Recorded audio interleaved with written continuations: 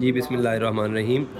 आज हम chapter number 4 के एमसीक्यूज़ डिस्कस कर रहे हैं। तो अकॉर्डिंग टू स्मार्ट सिलेबस भी और जो नए स्टूडेंट्स हैं उनके लिए भी सभी एमसीक्यूज़ ही डिस्कस कर दिए जाएंगे। सो पहला एमसीक्यूज़ है बेटा, a 1 kg mass has potential energy of 1 joule relative to the ground when it is at a height of. तो ऑप्शन तो इसका ए है। अब ये किस तरह देखिए, हमारे पास फार्मूला है पोटेंशियल एनर्जी का, P is equal to mgh। Potential energy हमारे पास है जी 1 जॉउल, तो इसकी जगह पे 1 आ गया, P की जगह पे मैस उसने 1 kg कह दिया तो इसकी जगह पे 1 आ गया, G की जगह पे बेटा 9.8 और हाइट हमने कैलकुलेट करनी है। तो यहाँ से अगर हाइट निकालें तो हमारे पास 0.102 मीटर आंसर आएगा। नेक्स्ट है जी, an iron sphere whose mass is 30 kg, mass दे दिया 30 kg, has the same diameter as an aluminium sphere whose mass is 10.5 kg.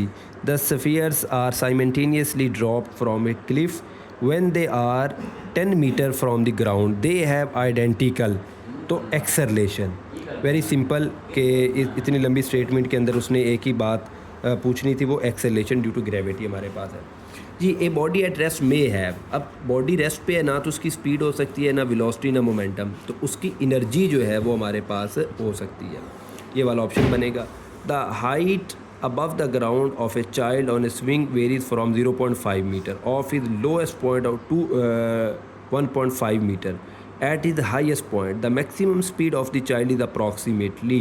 तो हमें स्पीड निकालनी। अब देखिए हमारे पास जो डिफरेंस है वो दो वैल्यूज़ का है।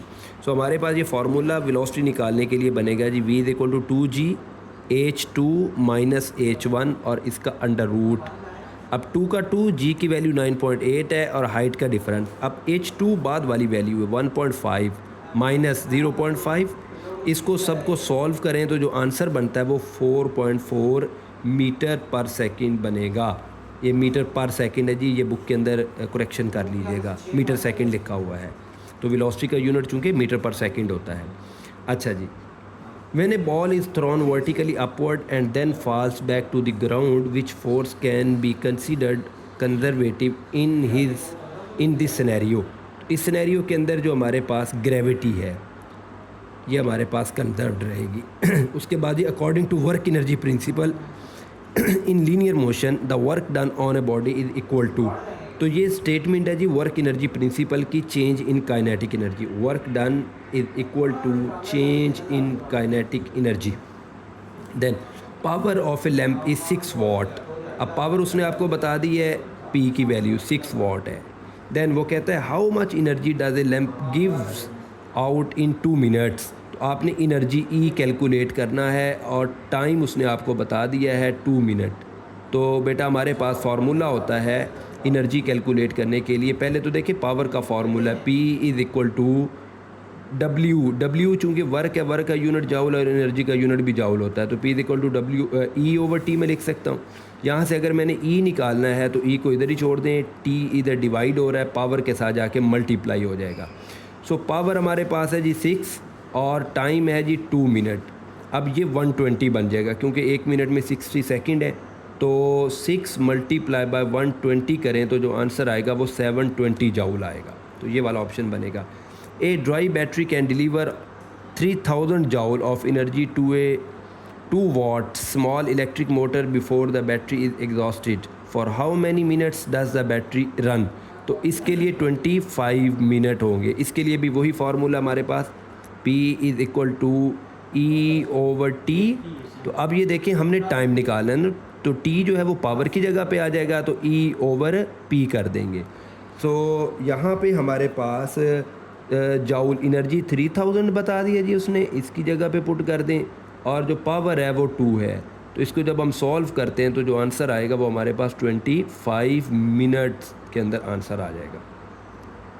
सेकेंड लास्ट है जी, the kinetic energy acquired by a mass m after travelling a fix distance from rest under the action of constant force is directly proportional to. तो ये इंडिपेंडेंट ऑफ मास होता है जी, ये मास पे डिपेंड ही नहीं करता। उसके बाद a body move the distance of 10 meter, distance दे दिया जी 10 मीटर, ठीक है, D की वैल्यू आपको 10 मीटर दे दी है। वो कहता है straight line under the action of 5 Newton, तो फोर्स दे दी है जी 5 न्यूटन की।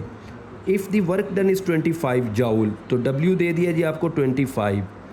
The angle which the force makes with the direction of motion of a body is, तो आपने कैलकुलेट क्या करना है जी, एंगल थीटा निकालना है। तो वेरी सिंपल, हम जानते हैं W is equal to F D cos of theta होता है। तो यहाँ से अगर हम वैल्यूज़ को पुट करें तो इसकी जगह पे 25 आ जाएगा, फोर्स की जगह पे 5 आ जाएगा, डिस्टेंस की जगह पे 10 आ जाएगा और कॉस थीटा। अब बेटा इसको अगर हम सॉल्व करते हैं तो theta is equal to 1/2 answer आ जाएगा हमारे 60 1/2 यानी कॉस थीटा का। तो थीटा निकालना है तो कॉस इन्वर्स कर देंगे, तो कॉस इन्वर्स 1/2 जो है ये 60 डिग्री होता है, चूँकि एंगल बताना है हमने, तो ये 60 डिग्री ऑप्शन ठीक होगा। शुक्रिया।